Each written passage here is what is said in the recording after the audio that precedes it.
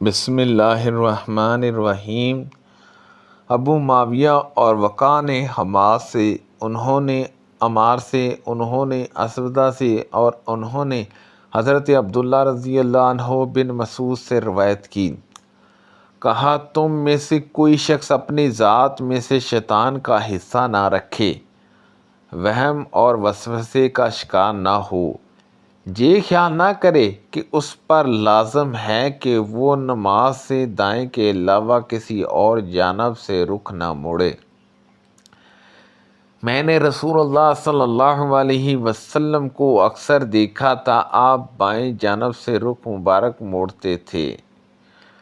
ابن ابی زائدہ نے مسعر سے، انہوں نے ثابت بن عبیس سے، انہوں نے حضرت برا رضی اللہ عنہ کے بیٹے عبیس سے اور انہوں نے حضرت برا رضی اللہ عنہ سے روایت کی۔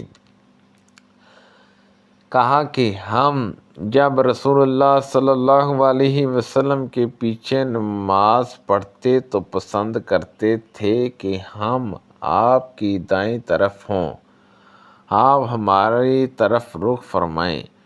برا رضی اللہ عنہ نے کہا، میں نے ایسا ہی ایک موقع پر آپ کو یہ فرماتے ہوئے سنا، اے میرے رب، جب تو اپنے بندوں کو اٹھائے گا، جمع کرے گا، اس دن مجھے اپنے عذاب سے بچانا۔ شعبہ نے ورقہ سے، انہوں نے عمرو بن دینار سے، انہوں نے عطا بن یسار سے، انہوں نے حضرت ابو ہریرہ رضی اللہ عنہ سے اور انہوں نے نبی اکرم صلی اللہ علیہ وسلم سے روایت کی۔ آپ صلی اللہ علیہ وسلم نے فرمایا، جب نماز کے لیے اقامت ہو جائے تو فرض نماز کے سوا کوئی نماز نہیں۔ ابو عوان نے سعد بن ابراہیم سے، انہوں نے حفصہ بن عاصم سے اور انہوں نے حضرت عبداللہ ابن بحان رضی اللہ عنہ سے روایت کی۔ کہا، صبح کی نماز کی اقامت شروع ہوئی تو رسول اللہ صلی اللہ علیہ وسلم نے ایک شخص کو نماز پڑھتے دیکھا جب کہ مؤذن اقامت کہہ رہا ہے، تو آپ نے فرمایا، کیا تم صبح کی 4 رکعتیں پڑھو گے؟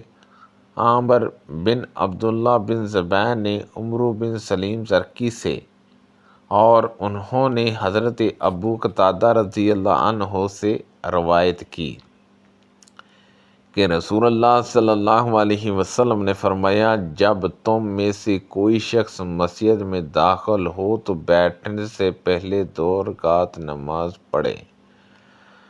محمد بن جہجیہ بن حبان نے عمرو بن سلیم بن خلدہ انصاری سے اور انہوں نے رسول اللہ صلی اللہ علیہ وسلم کے صحابی حضرت ابو قتادہ رضی اللہ عنہ سے روایت کی۔ کہا، میں مسجد میں داخل ہوا جب کہ رسول اللہ صلی اللہ علیہ وسلم لوگوں کے درمیان تشریف فرما تھے۔ کہا تو میں بھی بیٹھ گیا۔ اس پر رسول اللہ صلی اللہ علیہ وسلم نے فرمایا، تمہیں بیٹھنے سے پہلے 2 رکعت نماز پڑھنے سے کس چیز نے روکا ہے؟ میں نے عرض کی، اے اللہ کے رسول صلی اللہ علیہ وسلم، میں نے آپ کو بیٹھے دیکھا، لوگ بھی بیٹھے تھے، اس لیے میں بھی بیٹھ گیا۔ آپ صلی اللہ علیہ وسلم نے فرمایا، جب تم میں سے کوئی شخص مسجد میں آئے تو 2 رکعت نماز پڑھے، بغیر نہ بیٹھے۔ سفیان نے محراب بن درسہ سے اور انہوں نے حضرت جابر بن عبداللہ رضی اللہ عنہما سے روایت کی۔ انہوں نے کہا، میرا نبی اکرم صلی اللہ علیہ وسلم کے ذمے قرض تھا، آپ نے اسے ادا کیا اور مجھے زائد رقم دی، اور جب میں آپ کے پاس مسجد میں داخل ہوا تو آپ صلی اللہ علیہ وسلم نے مجھ سے فرمایا، 2 رکعت نماز ادا کرو۔ شعبہ نے محراب سے روایت کی، انہوں نے حضرت جابر بن عبداللہ رضی اللہ عنہما سے سنا، کہہ رہے تھے کہ رسول اللہ صلی اللہ علیہ وسلم نے مجھ سے ایک اونٹ خریدا، جب آپ صلی اللہ علیہ وسلم مدینہ پہنچے تو آپ صلی اللہ علیہ وسلم نے مجھے حکم دیا کہ میں مسجد آؤں اور 2 رکعتیں پڑھوں۔ واب بن کسان نے حضرت جابر بن عبداللہ رضی اللہ عنہما سے روایت کی، انہوں نے کہا میں ایک غزوہ میں رسول اللہ صلی اللہ علیہ وسلم کے ساتھ نکلا، میرے اونٹ نے مجھے دیر کر دی اور تھک گیا۔ رسول اللہ صلی اللہ علیہ وسلم مجھ سے پہلے مدینہ میں آ گئے اور میں اگلے دن پہنچا۔ میں مسجد آیا تو میں نے آپ کو مسجد کے دروازے پر پایا۔ آپ صلی اللہ علیہ وسلم نے پوچھا تم اب اس وقت پہنچے ہو؟ میں نے کہا جی ہاں۔ آپ صلی اللہ علیہ وسلم نے فرمایا اپنا اونٹ چھوڑ دو اور مسجد میں داخل ہو کر 2 رکعتیں پڑھو۔ میں مسجد میں داخل ہوا، نماز پڑھی، پھر واپس آپ صلی اللہ علیہ وسلم کے پاس آیا۔ حضرت کعب بن مالک رضی اللہ عنہ سے روایت ہے کہ رسول اللہ صلی اللہ علیہ وسلم دن میں چاشت کے وقت کے سوا کسی اور وقت سفر سے واپس تشریف نہ لاتے۔ پھر جب تشریف لاتے تو پہلے مسجد جاتے، اس میں 2 رکعتیں ادا کرتے، پھر کچھ دیر وہیں تشریف رکھتے تاکہ گھر والوں کو آپ صلی اللہ علیہ وسلم کی آمد کا علم ہو جائے۔ حضرت عائشہ صدیقہ رضی اللہ عنہا سے روایت ہے، انہوں نے کہا میں نے کبھی رسول اللہ صلی اللہ علیہ وسلم کو گھر میں قیام کے دوران میں چاشت کے نفل پڑھتے نہیں دیکھا جبکہ میں چاشت کی نماز پڑھتی ہوں۔ یہ بات یقینی ہے کہ رسول اللہ صلی اللہ علیہ وسلم کسی کام کو کرنا پسند فرماتے تھے، لیکن اس ڈر سے کہ لوگ بھی آپ کو دیکھ کر وہ کام کریں گے اور ان کی دلچسپی کی بنا پر وہ کام ان پر فرض کر دیا جائے گا، آپ صلی اللہ علیہ وسلم اس کام کو چھوڑ دیتے تھے۔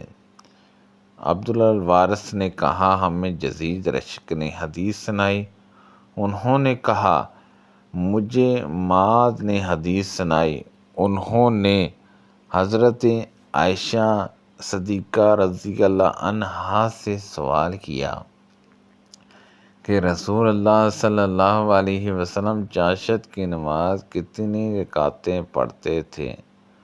انہوں نے جواب دیا 4 رکعتیں، اور جس قدر زیادہ پڑھنا چاہتے پڑھ لیتے۔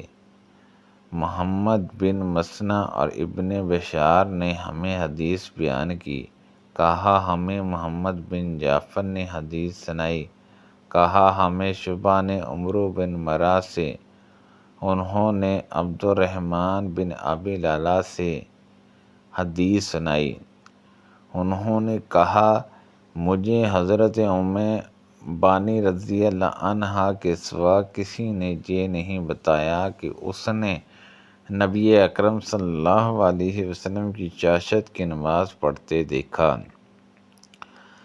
انہوں نے بتایا کہ فتح مکہ کے دن نبی اکرم صلی اللہ علیہ وسلم ان کے گھر میں تشریف لائے اور آپ نے 8 رکعتیں پڑھیں۔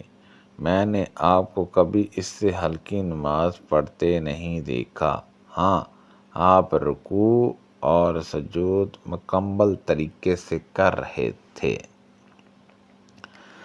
ابو نضر سے روایت ہے کہ ام بانی بنت ابی طالب رضی اللہ عنہا کے آزاد کردہ غلام ابو مرہ یزید نے انہیں خبر دی کہ انہوں نے حضرت ام بانی بنت ابی طالب رضی اللہ عنہا کو یہ کہتے ہوئے سنا کہ میں فتح مکہ کے سال رسول اللہ صلی اللہ علیہ وسلم کی طرف گئی تو میں نے آپ صلی اللہ علیہ وسلم کو نہاتے ہوئے پایا، جبکہ آپ کی بیٹی فاطمہ رضی اللہ عنہا آپ کو کپڑے سے چھپائے ہوئے تھی، آگے پردہ کیا ہوا تھا۔